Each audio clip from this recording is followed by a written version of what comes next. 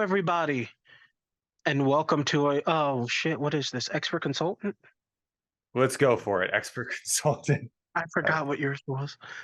Hello, everybody. It's me, Coco D of the Pretentious Nerds, joining expert consultant. Oh shit, one second. God, I hate coming back to this. mhm. Hello, everybody. It's me, Coco D, and I am here with our expert consultant. Oh shit, I almost called you Coco D. I'm sorry. I'm sorry. Okay. This should keep this in. Hello, everybody. It's me, Coco D of the Pretentious Nerds, and I am joined by our expert consultant, Christopher Dickrsn. Hello, hello.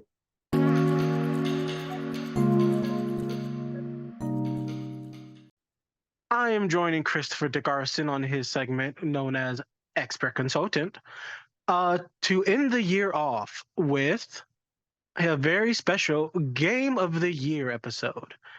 I, of course, do not play games as they come out. I play them about 2 to 5 years after they come out. Mhm. But Dick Arson is a man that has video games running through his blood. At this rate, As yeah. thus, he has played probably every goddamn game that has come out this year. I'm currently sitting at 89 completed. I really, really want to judge you, but I don't even want to talk about how many new anime this year I've watched. Um, since I don't know, honestly, other than Baldur's Gate because everyone won't shut up about it, and Spider-Man 2 because it's the only game I actually care about, I don't know what's come out this year. So Dick Arson is going to fill us in and tell us the must plays. And are you going to share with us the stay away froms? Yeah, I thought about that. You know, I don't I've grown a lot. I feel like I don't have games that I hate as much anymore. I kind of have things that even like Gollum, Lord of the Rings Gollum, which is the most hated game this year by far. Well, not by far, before King Kong came out. But Lord of the Rings Gollum is a game that I didn't finish, but I found a lot to like about it. Yeah, it's a broken, messy piece of shit, but I kind of really like the like just the world. Yes, it's Lord of the Rings, but I like the depiction of the character Gollum. I like the world and exploring Mount Doom, and I like just kind of being this weird little dude as he's getting beaten up by orcs and as he tries to just navigate life. So, yeah, even the one of the worst games this year, I found positive in. So I don't have much to say about hating games. Well, considering that I didn't even know Gollum came out this year, thought it was just a rumor that never got finished. And seeing as you are expert consultant and this is expert consultant, I'm gonna let you take the reins. Dickerson, get us started with our games of the year. All righty. So I broke it down in a top 10 list, just my favorite games to play this year. As I said earlier, I've completed 89 and I'm only counting games I've completed for obvious reasons. So this year, 2023 was a big year for video games. Everyone's talking about the next amazing thing coming out every day. You got Baldur's Gate, Spider-Man Armored Core. It seems just like, you'd blink and something amazing would come around. How do you forget Tears of the Kingdom, Street Fighter 6, Final Fantasy 16? It's like just constantly amazing games. So, most people, could barely get around to all this stuff, much less, try to boil it down into a top 10 list. But being who I am, I've played a bunch of shit and I loved most of, not all of it. So I think 2024 is even looking more terrifying as we have Persona 3, Grand Blue Fantasy come out the same day, followed by, the previous week is Yakuza 8. So it's certainly hell out here, but um, a good hell. But anyway, as we get into our top 10, I want to go just give some honorable mentions that I don't think, they didn't crack the top 10, but games that I truly, really, really loved. Let's see. I like Fire Emblem Engage, a game that got a lot of criticism, but as a longtime Fire Emblem fan, I really, really enjoyed its gameplay. I hope to see that kind of them adapt that going forward into that more refined gameplay into a future title with a better story. Um, I think Atella Ryza 3 is a fantastic JRPG and probably the best game in the Ryza series. Um, and then probably I'd throw in Miasma Chronicles as a little indie gem that kind of really surprised me and I fell in love with. Um, and those, yeah. So those three are my honorable mentions. Now, as we get into the top 10, oh, and I just remembered, before we get to number one, I do have one stay away from, actually. It's popped in my head, and by far like I said, I don't like hating games, but this game boiled my blood so much. But I'll leave that to the end of the list. So, rounding out to our number 10 title, we have Fate slash Samurai Remnant. Ooh, a Fate game. Love Fate. Mm-hmm. So, that's the thing. Fate, I've only ever seen this is bad. The only anime Fate I've ever seen is the magical girl one. You remember that, Brandon? Oh, I can't pronounce it, but yeah, I do. I've Yeah. actually so just to dip in my toe in here, I've seen every Fate series that exists, and I just want y'all to know that's I'm proud of myself. That's all I'm gonna say. 'Cause there's a lot of Fate series, a lot of them, and 90% of them absolutely gorgeous. Yeah, they are. That's the thing. That it's surprisingly one of the most like biggest franchises on the entire planet. It makes a lot of money for what it is. Um, very gorgeous anime though. Yeah, but the 10th game, Samurai Remnant. This Fate game does exist separately from the TV show. So it's its own universe, own world. But it is a game made by the Dynasty Warriors team, Omega Force. Fate slash Remnant, Samurai Remnant is a fantastic little game. Mostly what I was surprised and just shocked about is how good the story is. And Fate is known for its, intense action scenes and really good story. And they are able to adapt that in this game quite well. Uh, they're probably one of my favorite stories of the year, and primarily why it's on this top 10 list, because it's a game that I played through several times to see the true ending, if you will, and a true ending that I thought was really shocking and entertaining. Um, yeah, I think Omega Force, whenever they're not doing a Dynasty Warriors game nowadays, they make incredible stuff. And Fate slash Remnant is everything you love about Fate into a game and just getting to play with the various servants and just kind of, you know, I really enjoyed the art style. I really enjoyed the gameplay, and I really enjoyed the story. Again, the story probably one of my favorites of this year. So that rose it to the top of the list. Number 9, we have the Xenoblade Chronicles 3 Future Redeemed DLC. This one, for me in particular, as a longtime Xeno fan, I just kind of there's a lot to love about this DLC, and a game that you expect to almost be as like really fan service schlock. You got Shulk, you got Rex back. It's the end of the trilogy, if you will, and in a way, kind of a conclusion and a climax to the Xeno series in a whole, dating back to Xeno Saga. Um, so there's a lot there to love, and I think the storytelling is really strong, and it's able to kind of bring back these characters in a way that doesn't feel fan servicey but feels earned.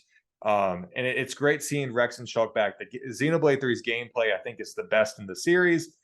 They really fine tuned it, and I think what I really love about the DLC Xenoblade stuff is that they kind of changed the gameplay. They like dilute it enough so it's still familiar, but it feels really fresh, and it's like kind of small enough to where you can really engage in this 20-hour story and just really feel like a full JRPG experience. It's really well done.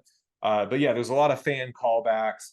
I don't think Xenoblade has had a character, I don't love. But Xenoblade 3 was my favorite game of the year last year. Truly a masterpiece in every single regard, one of the best JRPGs ever. So it only follows that Xenoblade 3, the DLC, is right under there. Number 8, we have Wild Hearts, the Monster Hunter clone by Omega Force. And might I add, 2 Omega Force titles on this Game of the Year list is more than anyone on this planet will ever have on their Game of the Year list. That's just insane as I think about it.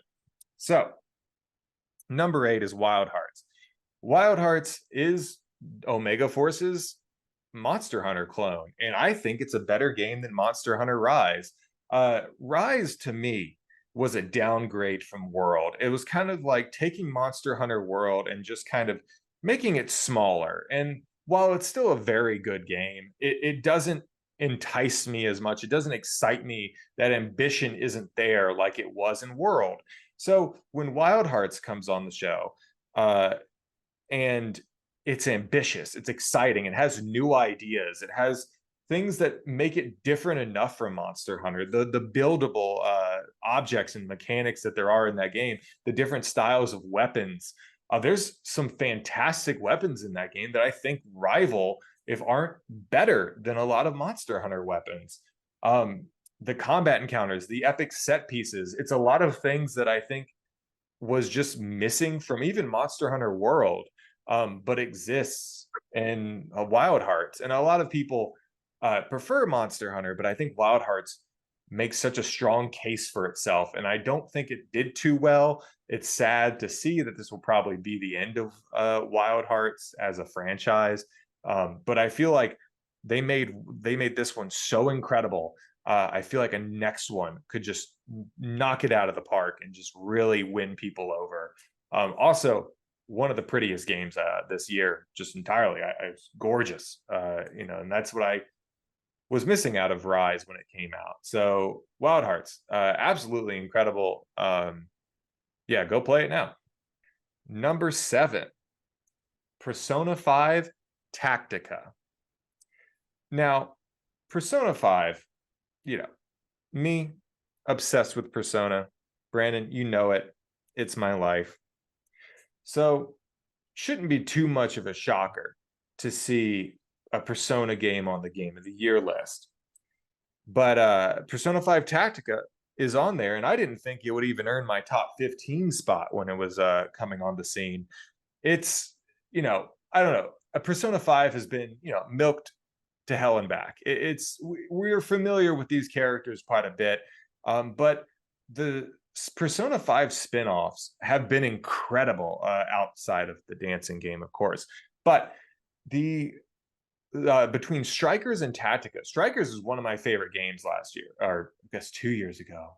Damn. Anyway, but one of my favorite games of the last 2 years. Incredible. And as a spin-off, it feels like a real Persona game. So when I saw Tactica, I was like, oh, great. XCOM, or like that style, more akin to the Rabbids game. But I saw that and my interest just left me, and I just didn't care. And I was like, I'll play it when it comes out, but I'm not really excited for a new Persona 5 game.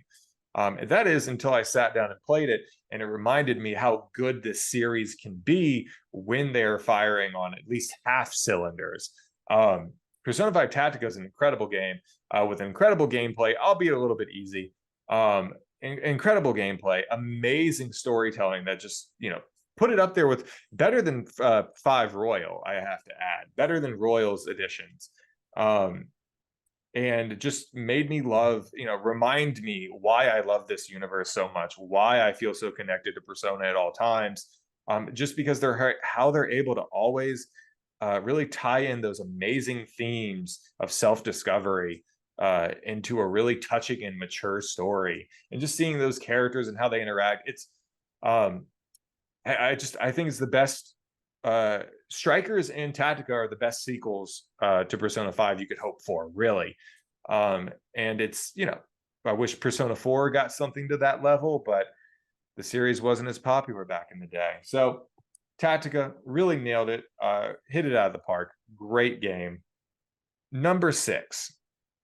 Now, this is going to be an interesting, controversial take almost. Number 6 is Baldur's Gate 3. What would be many people's number 1 is my number 6. I loved Baldur's Gate 3. There is not a moment in that game where I did not, my jaw did not drop from amazing storytelling choices, or just kind of like, oh my God, you can do that literally every 5 seconds. Your mind is blown by the amount of different things you can do. It's an incredible game, and it's just dripping with content and choices and interesting stories, scenes, interesting ideas, fantastic combat. I hate CRPGs. They're the most boring thing ever to me. I wish I could get into them. Every time I want to get into them, I immediately fall out because I hate the reading. I hate the dialogue, the constant just like over, almost like reading a book. And then, I like visual novels, but just So the this comes from the guy who stands by visual novels. exactly. But like at least visual novels didn't have, terrible combat I had to interact with. And that's what I never liked about CRPGs. But Baldur's Gate 3 completely flipped that on its head with a fantastic combat system. And just since everything was, had voice acting, every line of dialogue was voiced. And it doesn't present you as itself as a book. It presents itself as a more modernized RPG. And doing that is the recipe for success, especially in the mainstream. It's much more accessible than any other CRPG has ever been. And because of that, I fell in love with it. There's not much you can say that hasn't been said already, but it's an amazing game with an incredible story, even better choices, and amount of freedom that is probably never going to be seen for a long time. On to number 5. And number 5 is a game that I have a very rocky relationship with. And you'd think it's like, well, why is it above Baldur's Gate and all these other games you love so much? Because number 5 really affects me emotionally, and I have such a tie to this. Final Fantasy 16 is a game I wanted to love the entire time I was playing it, but just never fully clicked. Like I don't think that story ever hits a crescendo that works. And it's certainly not as good storytelling as all these games I've already mentioned. I think Wild Hearts is almost a little better, but maybe not. But I really enjoyed 16 regardless of this. 16 is one of my favorite gameplay styles ever, if not my favorite gameplay style, is Devil May Cry. It is character action combat. And to me, as a long time like Final Fantasy fan, combining like character action combat with like a full JRPG is a recipe to success for me. I loved playing Final Fantasy 16 at every moment. The gameplay is incredible. Almost I think better than Devil May Cry because again, accessibility. It's a lot easier to get into than Devil May Cry combat, where Devil May Cry is more strict on your combos, your scoring. It's a lot more difficult. I loved 16's just immediately accessible abilities, a lot more fun, a lot easier to be flashy and exciting. I loved Final Fantasy 16's combat so much. In addition to the boss battles, just how amazing those look. I really, really liked it. While I don't hate the story of 16, it is at best a 6 out of 10 to me. But the moments of it, the time I had playing Final Fantasy 16, its gameplay, the moments of the story that do hit, I had to give it my number 5 spot because it does speak to me at the end of the year. It really does mean a lot to me. Number 4, Armored Core 6, Fires of Rubicon. Armored Core is back, baby. The series that has been long dead that we never thought was coming back. Back in the day, it was like Armored Core is dead. It was cool back in the day. From Software is doing bigger and better things. I'll miss it, but whatever. No, it's back and better than ever. Armored Core 6 is the best action game, maybe in the past like 3 or 4 years, and I don't think we'll get better than it until the next From Software game. They're always at the top of their game. From Software is the best video game developer out there, hands down. I don't know. I love Atlas, but From Software in terms of just raw development, they know what they're doing. They know what they're doing better than anybody else. So, Armored Core 6, like just being able to pilot a mech is a dream of mine. That's I want to do that in every game ever. But to the degree and the scale that From Software like only them can really bring that style, just combining that really intense scale and style into the Armored Core series. Something that For Answer did back in the day, but just kind of in a modernized take on it. Armored Core has always had rough gameplay here and there. It's never been easy to play. It's never been easy to pick up. Now it is. And again, what's the day of like the word of the day? Accessibility. It's easy to get into. It feels so good to pilot your mech. Probably the best mech combat ever, and it feels good. The boss battles are fantastic. Only that From Software touch. Um, Best action game in years, and then a cool story as well. That's what we got to say. You have 11 out of 10 gameplay and a pretty fun story. You can't get better. Number 3, The Legend of Zelda: Tears of the Kingdom. One of the greatest, if not the most crowning technical achievement in video games, maybe, I don't know, in a long time. So that's what makes Zelda so fantastic. In addition to just being a really, really great game and kind of fixing a lot of the problems that Breath of the Wild has. And even I think Breath of the Wild is the perfect video game.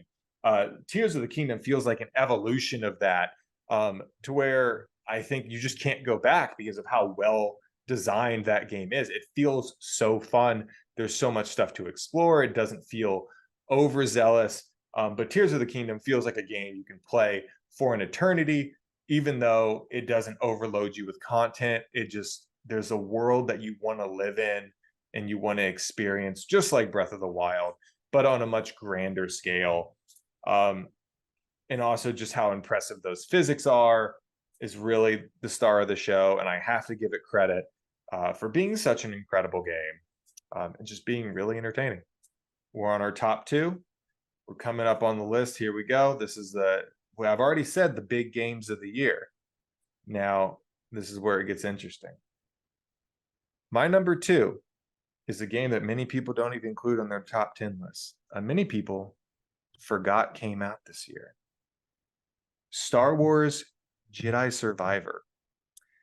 People forget that game came out this year? Yeah, it's a game because its release was very buggy, had a lot of issues. So a lot of people kind of like written it off and don't like talking about it as much. Star Wars Jedi Survivor is my favorite Star Wars game in a long, long time, but even that's not hard to say. It is the game that got me back in to loving Star Wars after and it's still going on. Star Wars is still a disaster. It can't find itself. It cannot figure out what it wants to be. I want it to be Jedi Survivor. It is the pinnacle of what modern Star Wars storytelling should be. Excellent, amazing combat. Just you feel that you haven't felt that lightsaber so good since Jedi Outcast and Jedi Academy. You feel that lightsaber in addition to an amazing Star Wars story.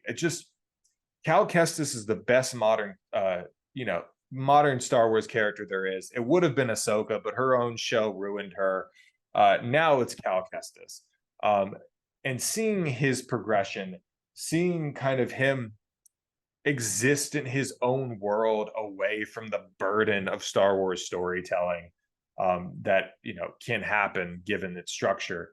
I love it. I absolutely love all the characters in Jedi Survivor. There's enough like fan stuff for me. Like, yeah, there's some good fan service, but it doesn't feel too cheap like Mandalorian season 2. It feels earned. It feels welcome. It makes sense when you see the High Republic Jedi come on the scene, and just as a primary villain. it's so interesting. And watching Cal kind of struggle with himself. It is a great middle middle game of a trilogy. And I cannot wait to see how this trilogy ends with what it sets up. Um, the characters that are in it all feel so good. It the best family dynamic in Star Wars since the original because it feels more earned. Rebels is great, but I think I always felt like these characters are kind of forced to be together because that's what the show wants them to be. Jedi Survivor feels natural to me. It just feels like, oh, well, this is the group now because this is what this has to be the group, and they're all so enthralling. Um, Probably some of my favorite moments in video games, not of this year, just in general, are in this game. Um, yeah, incredible game. I wish I could experience Jedi Survivor again, just on my own. Whew. All right, we've got one left. And before we get to number one, we're going to touch on what you said earlier. A game to stay away from. My most hated game this year. A game that I felt betrayed by. And you'll remember my love for this series and why it betrayed me so much. Naruto Ultimate Ninja Storm Connections. Mm. As an anime fan, I am fully aware of this game and its disappointments. I I hate this game. I want to burn it. CyberConnect 2, one of my favorite developers in the industry. One of my favorite, top 5. What is this bullshit? Obviously it was rushed out. You advertise this game by saying, "Oh hey, this game is going to be about connecting Naruto to Baruto." I'm like, "All right, cool idea." Then you show the trailer. It's like, look, you can relive all these amazing fights. Remember Naruto versus Gaara, Naruto versus Pain. And I was like, oh my God, this is so cool. Like all the epic battle scenes, they're back in one game. I can play all the cool scenes in every single Naruto game just whenever I want. It's the dream come true. I I want to go relive that Naruto versus Sasuke fight at the water. The third one. Um, I can do that anytime I want because it was just be an option. It's the best idea, and I couldn't wait. I didn't care if there was a story mode. I didn't give a shit about anything else. I just wanted a mode that let me replay the old battles. And that's all they had to do to impress me. That's all they had to do to let me keep it and enjoy it. They couldn't even do that. They could not even do that. This game is abysmal in every way.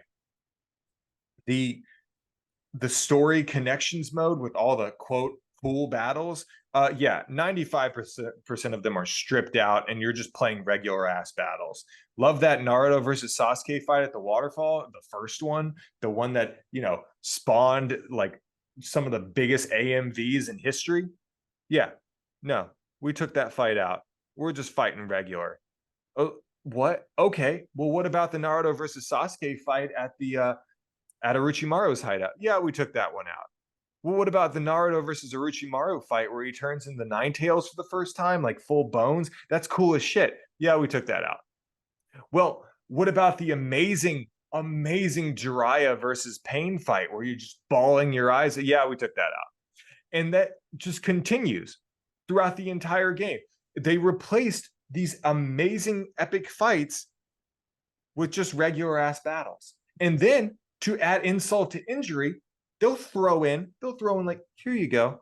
Here's one of those epic battles. We know you like Naruto versus Gaara. Here's the one epic battle. We know you like Naruto versus Pain. Here's that one battle. And it's insulting because what is this doing in here? You have this amazing repertoire of the best anime battles in video games, and you take them all out except like 2 or 3. Fuck you. And then your other story mode is just okay at best. The story is mostly shit. There is a story mode in this game that is just basically watching a bad version of a Mortal Kombat. I don't know how else you can say it. You click through like dialogue and shit happens, and it has probably the worst Naruto villain to ever exist, and just painful storytelling. And there's no epic battles. It's just painful storytelling until you get to the last hour of this Naruto story, in which I might add, Kishimoto does remember to write a good story in the last hour, but it took him the entire time. Um, and then, of course, I know there's the huge problems with everything else the game has to offer from a multiplayer and just character battle perspective. But just as a Naruto fan, as an Ultimate Ninja Storm fan, this game insulted me. And not only should you stay away from it, this game deserves to just be forgotten about. And just, it's worse than Gollum.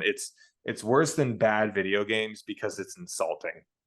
It's not just a team that, yes, CyberConnect 2 was obviously rushed on this game, but it feels like the labor of love used to be there in the old Naruto games, and this just wasn't there. So stay away, far away. All right. Here we are, numero uno, the game of the year. The, how do we say this? The expert consultant game of the year is Alan Wake 2. Alan Wake 1 is a game that meant a lot to me in high school. I was obsessed with it. I don't know, I really loved its world. I really loved its gameplay. That story was so interesting.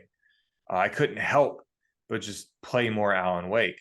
Then, yeah, the series was forgotten about for 13 years. And yeah, there was like hints throughout other Remedy titles, but like that's my problem with Remedy. They would keep introducing new games and then dropping them, and it pissed me off so much. And like, yeah, they would make Quantum Break. Here's a really cool game with a pretty solid story. Yeah, cliffhanger ending. Alan Wake, cliffhanger ending. And I was like, come on, guys, this sucks. Like, stop making cliffhangers. Finish your damn titles. With Control came out, hinted at a new Alan Wake. And I was like, I'm getting frustrated at this point because I'm like, just give me Alan Wake 2. Alan Wake 2 is announced. I feel nothing. I'm like, oh, it's been 13 years. Okay. Alan Wake 2. Guess I'll play it when it comes out. All right. I boot up Alan Wake 2 on the night of release. My jaw hits the floor. It is not only an incredible video game, it's my game of the year for 2023. Single-handedly, some of the coolest storytelling I've seen in video games in years. Some of the most interesting. Some of the coolest scenes in video games maybe ever. The Herald of Darkness scene. The characters.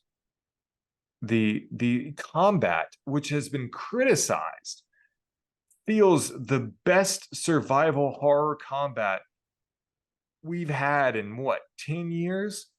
Because people have gotten so used to Capcom survival horror, our first person survival horror, they forget just the real terror that the classic third person survival horror can bring. Resident Evil has gotten too flashy, too easy to be a badass. Alan Wake isn't a badass. He's just a guy trying to survive, and it feels so good. Some of the coolest survival horror areas, just going through an old folks home, and it's like exploring, and it's like this ground of like darkness swelling outside. The hotel scene, just, this game blew me away with every single new level that you go to. I was constantly just in awe at how good it was. Games do not scare me. Alan Wake creeped me the fuck out. And yeah, man, I can't stress enough just how good Alan Wake 2 is, and I can't wait. The new game plus just launched with the new ending. I can't wait to hop back in and just kind of like see what that's where that's going, man. I thought I would be angry at Alan Wake 2's ending. I thought I'd be frustrated, but no, the game's too good. I'm only excited for more. At the end of the day, this holy year of 2023 in video games, Alan Wake 2 rises above them all to become my game of the year. Everybody, as always, the fact that I need to remind people of this is ridiculous. These are the opinions of our expert consultant, a man whose opinion I respect a great deal, who has played a multitude of games. This is by no means telling you whether or not the games you picked are good or bad. This is just how he feels. I thank you for sharing with me. I thank you for having me.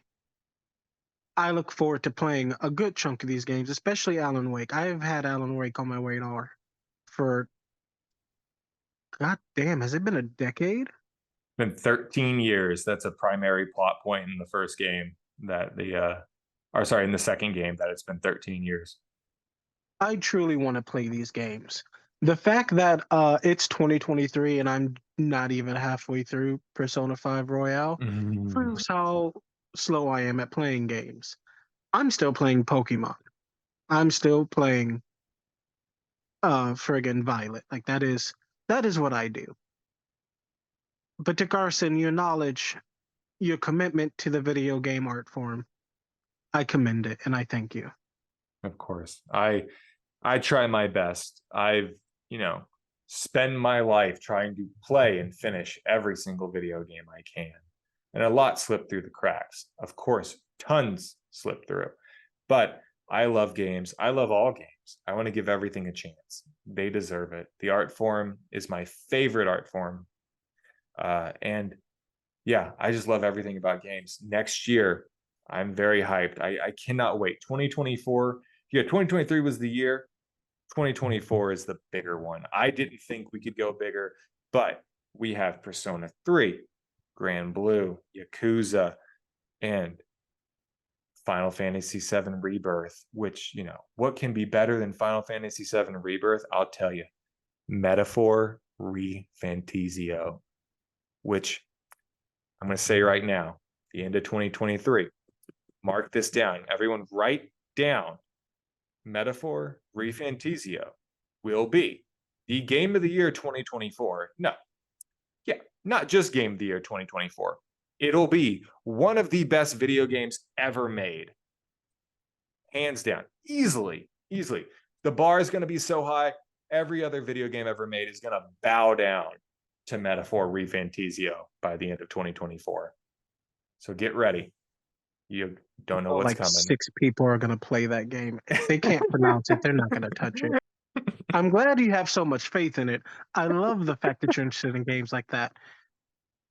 6 people are gonna play it, and then maybe in 10 years it'll get a resurgence where suddenly it's always been popular and everyone's always loved it. Yeah. Oh, looking at Nier. Yeah. Oh God. Yeah, no, but that's I I want to say I exaggerate, I jest, but no. For me personally, yeah, Metaphor will be number 2 because nothing will ever compete with Persona 4, but it would be, apt that the number 2 game of all time for me would also be by the creator of Persona 3, 4, and 5. Dickrsn, as always, thank you. And everyone, this has been Expert Consultant. And as always, no matter what games you like to play, no matter what your top 10 were, you do you, boo.